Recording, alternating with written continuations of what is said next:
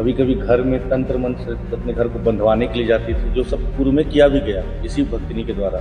उस मंदिर में इनको बुलाया गया, हालांकि माँ बेटी दोनों दरवाजे से गई, लेकिन जो भीमराव था उसके विषय में बता रहे कि वो किसी के का जो छोटा सा बाउंड्री होता है उसको कूद करके छुप करके आया और उसको टिकाव करके कुछ अपना मंत्र का वो भोंग करके छोड़ दिया। उसी बसवाड़ी में वहाँ के भूतों को बांध के रखते हैं और फिर वहाँ इसको लेटने के लिए कहा गया और उसके बाद भीमराव के द्वारा इसका गला दबा कर और सर फोड़ करके उसका खून लिया गया।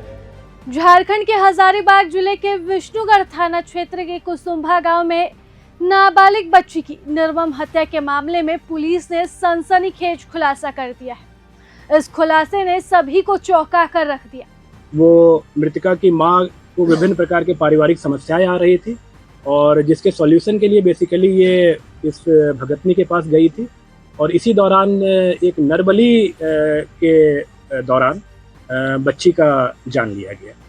हर कोई जानना चाहता था कि आखिरकार एक छोटी और मासूम बच्ची के साथ इस तरह की जघन्य वारदात को किसने अंजाम दिया।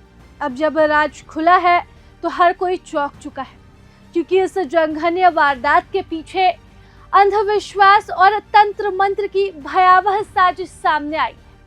और एक और चौंकाने वाली बात यह भी कि जिस व्यक्ति ने इस पूरे मामले को अंजाम दिया वो कोई और नहीं बल्कि मृतका की मां है। जी हाँ, एक मां ने अपनी मासूम 12 साल की बेटी की बलि चढ़ा दी, अकेले नहीं बल्कि एक भक्ताइन और एक पुरुष के सहयोग से। अब इस पूरे मामले में तीनों आरोपियों को पुलिस ने गिरफ्तार भी कर लिया है। जो 3 व्यक्ति जिनको की गिरफ्तार किया गया है उसमें एक मृतका की अपनी मां रेशमी देवी है, उसके अलावा गांव की ही एक महिला शांति देवी है जो कि उनको भगतनी भी कहा जाता है और उनके द्वारा मुख्य रूप से तंत्र मंत्र इत्यादि का काम किया जाता है। और तीसरा व्यक्ति इसमें जो शामिल था वो था भीमराव। बुधवार को आयोजित एक संयुक्त प्रेस कॉन्फ्रेंस में डीआईजी, एसपी और उपायुक्त ने इस पूरे मामले का खुलासा किया और 24 मार्च की रात हुई उस घिनौनी वारदात की कहानी का राज खोल दिया।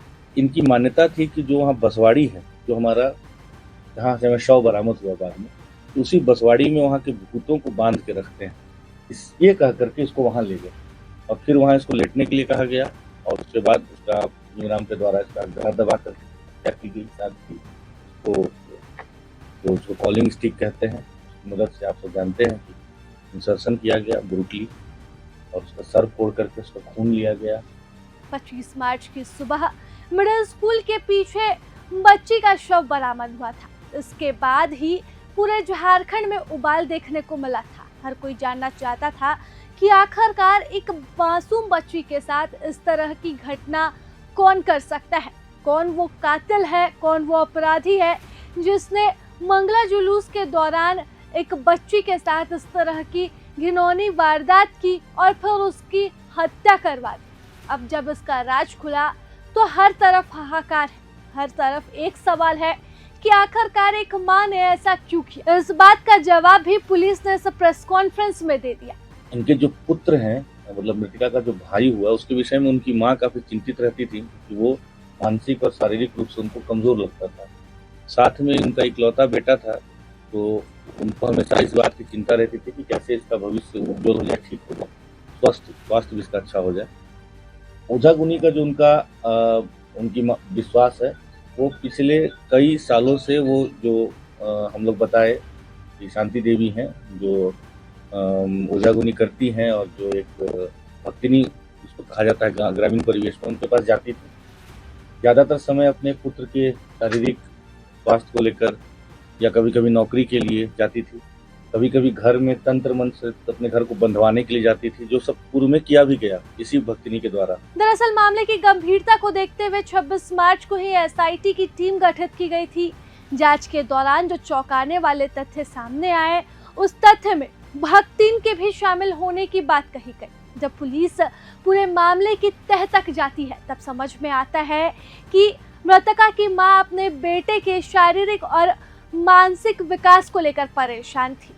इस बात को लेकर वो बीते 1 साल से भक्तिन के संपर्क में भी थी। चाहे भूमि विवाद हो या फिर कोई अन्य विवाद, तमाम समस्याओं का समाधान गांव वाले उनके पास ही जाते थे। इसी बीच भक्तिन ने जो अंधविश्वास का जाल माँ के आंख पर बांधा, उस जाल में फंसी तो उसकी छोटी 12 साल की बेटी।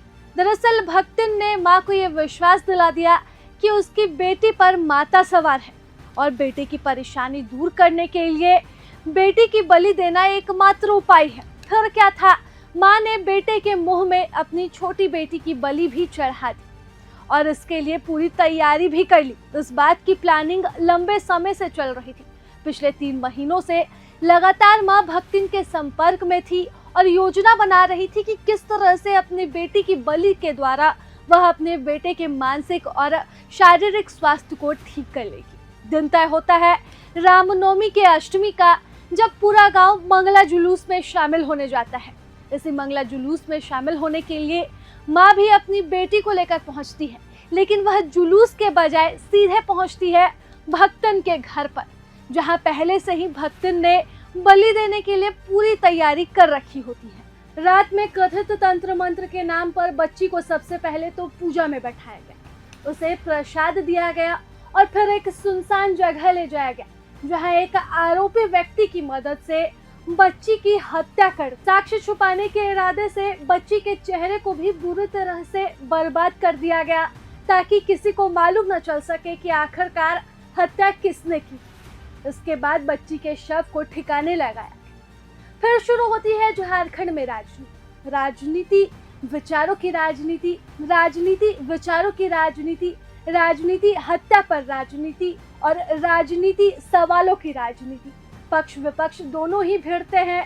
बंद भी कराया गया और एक बार फिर झारखंड बंद की धमकी भी दी गई। लेकिन इन तमाम सवालों के बीच जो बात रह गई वो रह गई कि अंधविश्वास की ये लौ झारखंड में कब तक जलते रहेगी। झारखंड में कब तक अंधविश्वास के नाम पर हत्याओं का ये दौर चलता रहेगा और कब तक बेटे के मुंह में माएँ जो है वो इस तरह के जघन्य अपराध में शामिल होते रहेंगी, क्योंकि ये वही माँ है जिसे कई राजनीतिक दलों ने सांत्वना दी थी और बेटी के जाने के गम में माँ उठने तक को राजी नहीं थी।